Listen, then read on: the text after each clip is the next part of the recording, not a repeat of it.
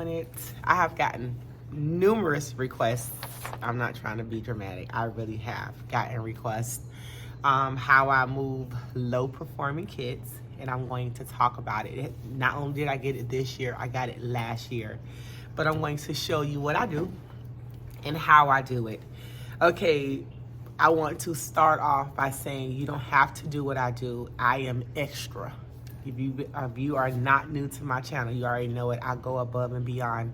And it's not, I don't know if it's the Virgo in me, but that's just my personality. I am a perfectionist, and that you have to keep that in mind, that you do not have to do what I do. This is what works for me. This is why I get the results that I get.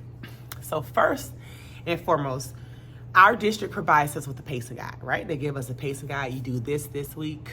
When you go into, I can only speak for my school and my demographic of kids. I have to go into teaching this class as if I have no parental support and no support from administration, no support from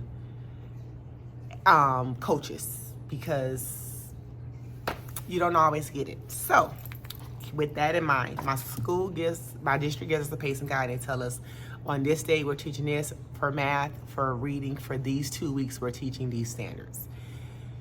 I look at what is tested from the state.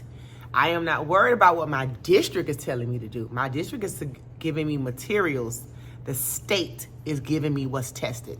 So with that being said, this is the state of Florida. I'm in the state. It's Google it. You can find it's public information. They give you all the standards that the kids are tested on in the 3rd grade. They give you all these standards. You are teaching to the standard. When you teach it, it's based on your pacing guide. But your job is to make sure they are mastering the standard. I teach to mastery. If you don't get it, I'm going to reteach it until you get it, right? So that's what happens. Our district was nice enough to give us something called questions, right? So they give you the standard. These are called planning cards, right? They give you the standard. They give you if a child should be a level 2. These are the type of questions, or what they should be able to do if they're level 3. In 3rd grade, we get proficiency. I think somebody's trying to move in my room right now. Anyway.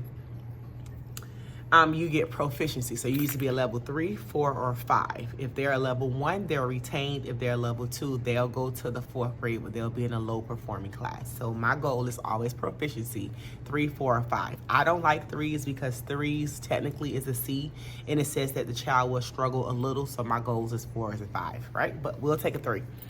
So with that in mind, I teach at a 5. I do not teach at a 2. I do not teach at a 1. I teach at a 5. So what happens is I teach to the highest level of rigor.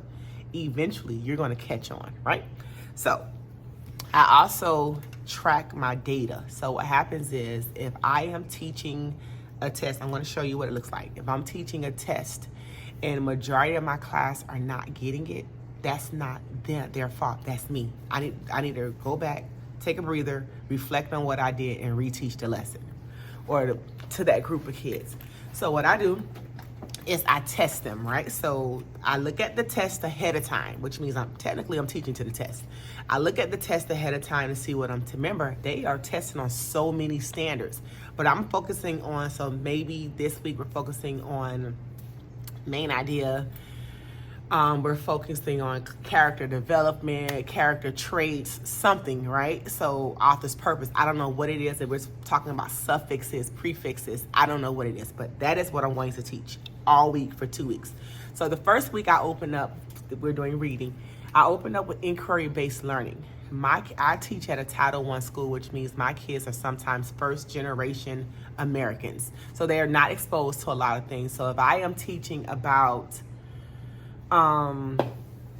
a cockroach that goes to Italy. You've never been to Italy, so I have to build background knowledge. So we have 2 weeks, so 10 days to test, right? So my first day, I am doing inquiry-based learning, which means you're going to do a research project to find something out, right? So we're talking about poetry, you're gonna research a poet. And then, or if we're talking about culture, I'm gonna give you a random nationality, and you're going to talk about that culture. And that's inquiry-based learning, because I think the first story we started off was Yoon and the jade bracelet, right? Because you need to understand, why is the jade bracelet important to Asian culture? You get what I'm saying? So I build background knowledge, so when I'm talking about it, you understand the connection and you relate more to the text. So that's day one. So day two, we do a chart, an anchor chart. I'll put a picture of it right here. I design these anchor charts, and you take your journal. I'm heavy on journals. Journals are teaching tools when you can't do it when it's done properly. So they take the box and we create our graphic organizer, and they start filling in the box. So we're talking about central idea. No, I'm lying. This was nonfiction, so it was about character development, how she changes in the beginning to the end, right? So we're talking about her character traits. I explain what a character trait is, things like that, and then so it's 6 boxes, I think, and we fill in, is it 6? I think it's 6. It's either 4 or 6. I don't know. You saw the anchor chart. So you fill in your little box. So we do about 2 boxes. My reading block is 2 hours. So we do about 2 boxes. We have discussions, and that way they understand it. Mind you, we still haven't read the text. We read, like, say, 1 page of the text. We work on that. Then we read another page of the text, and we work on like that. Then, so from 2 to 9, 2 through 9, days 2 through 9, that's what we're doing. Day 9, I'm giving you a quiz on this year I didn't get to anthology. Anthology is a heavier text. I didn't get to it this year because these kids was lower than my class from last year. My last year I had gifted, so I was able to get through anthology, which was a bigger text, and they was able to do it because they had the stamina to read a lot. Then I give them a quiz on Thursday, which mimics the quiz on Friday, but it's just about this story and the same types of questions. And I got this from, my reading coach gave it to me, and she got it from somebody on Teachers Pay Teachers. If you want, I'll find it. I'll leave a comment. I'll put it in the description box. She took the Wonder series and built questions based on the progress monitoring assessment that they do at the end of the week. So we took our test. We did it. So math, I know what standards I'm teaching ahead of time. I plan ahead of time. I create all my journals. I lesson plan 9 weeks at a time. I do not lesson plan every Sunday, every Friday. I don't have time for that.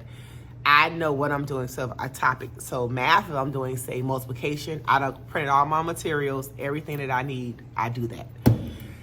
So we done did all this stuff. We done took the test. What do we do now? We track our data. So we track our data. All my kids have this. So if you see, so you see, this is one of my retention kids. So I stopped filling out. I was hacked. But traditionally, when we do small group, they get to see this. Some kids I let write, but I don't like the handwriting. So I just write it myself. It takes me nothing to do it. And then if it's circled, that means you failed the test. You should be scoring. It tells you right now 70% or higher. It tells you what you got in already, if you went up any points, if you went down in points, what you got on your fast, things like that, right? So this is, all of my kids have a DI folder. So it is for, a DI is differentiated instruction. In case you didn't know, that means small group. So I have this for reading and I have this for math. So they're 2 different colors. And then we track our data. My kids know their data. I reward the kids who score 70% or higher. Then when we get further into the year, I start rewarding the kids who increase, because it's not fair. Well, I don't think it is fair. It is what it is. But you get tired of being defeated all the time. But if you went from, say, a 0 to a 5, you need to be celebrated. It ain't gonna be something real big. It's like a bag of chips or something like this. That's what it is. If we score 70% or higher, I also put a data tracker on my wall. So granted, this is individual, but as a class, we need to be 70% or higher. So they'll see when people are not pulling their weight. I don't have to see it. They see it. So if I get a kid that's always getting 100% and they notice that we are still yellow or we're red, they're doing their job, and then that's when they start motivating their friends. But then if my child doesn't understand, I'll ask one of the kids who I know on it to explain it another way, because maybe they get it in kitty terms, just don't get it in my terms. So that's what I do. So then I done took the test, right? And I do DI, which means I need to reteach the standard that they failed. So we have something called a vocabulary day. So we have a vocabulary day. I don't do that. I teach a lesson and do a vocabulary, so that way I get a DI day. So I take the standard that they were failed. So say they was testing on 7 standards, I find the standard that they failed the least. They had the least percentage as a class, and that was weighed a lot on the test. So I go ahead and I put them in groups, red, yellow, and green. The green kids get enrichment. The yellow kids get the same thing as the red kids, but they can do it independently, and my red kids work with me. So I do that a day. We have a DI day. No math is taught that day because I already combined vocabulary and a lesson in that day. And that's what I do. I pull them to the group and then I retest them. And it's like 5 questions, and I just see if they got it. If they increased, I put in the back of my mind, I need to assign that lesson on iReady because they still not getting it, and maybe they need it from the computer because they want to play games and they think it's whatever.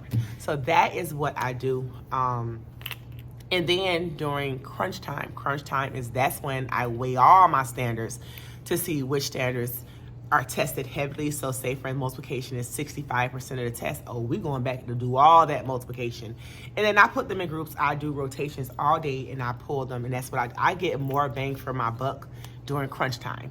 And that is how I do it.